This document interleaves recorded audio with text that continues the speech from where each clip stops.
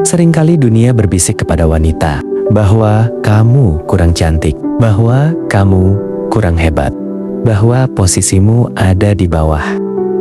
Bahkan, sejarah mencatat masa-masa kelam di mana kelahiran bayi perempuan dianggap aib yang memalukan.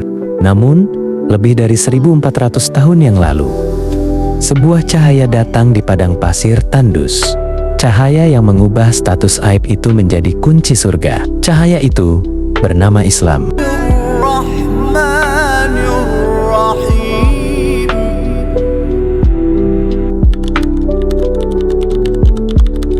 Mari kita mulai dari fase pertama kehidupan, menjadi seorang anak perempuan. Dulu, di masa jahiliyah, punya anak perempuan itu bencana.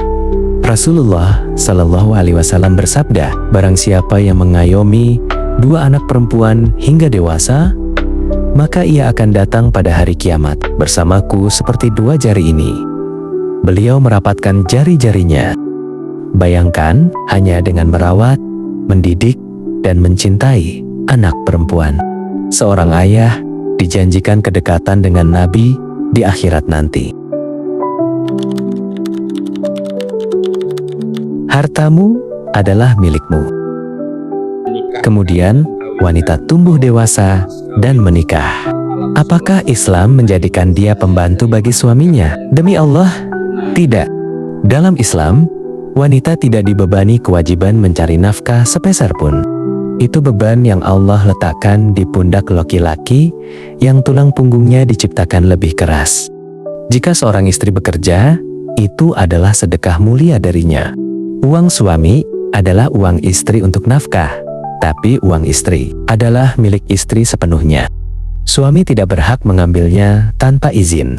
Sebegitu hebatnya, Islam melindungi kemandirian finansial wanita.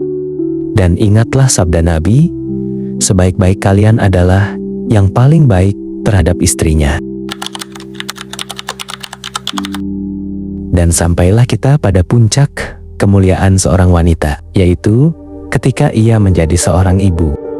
3 berbanding 1. Islam memberikan porsi penghormatan 75% lebih besar kepada ibu. Kenapa? Karena Islam menghargai setiap tetes keringat saat mengandung, setiap tarikan napas saat melahirkan, dan setiap malam tanpa tidur saat menyusui. Mungkin ada yang bertanya, tapi wanita itu lemah, sering haid, tidak bisa puasa full, ibadahnya kurang? Jangan salah sangka, haid dan nifas adalah cuti yang Allah berikan.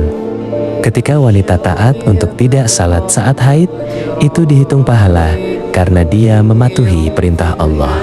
Bahkan, jalan masuk surga bagi wanita itu dibuat sangat luas. Rasulullah bersabda, jika seorang wanita melakukan 4 hal saja, sholat 5 waktu, puasa, Ramadan, menjaga kehormatannya, dan taat pada suaminya, maka dikatakan kepadanya, masuklah ke surga dari pintu mana saja yang kau suka. Laki-laki harus berjihad, mencari nafkah, salat berjamaah di masjid untuk mengejar surga. Saudariku, dunia mungkin menuntutmu menjadi sempurna secara fisik. Karir harus tinggi, wajah harus glowing, badan harus ideal.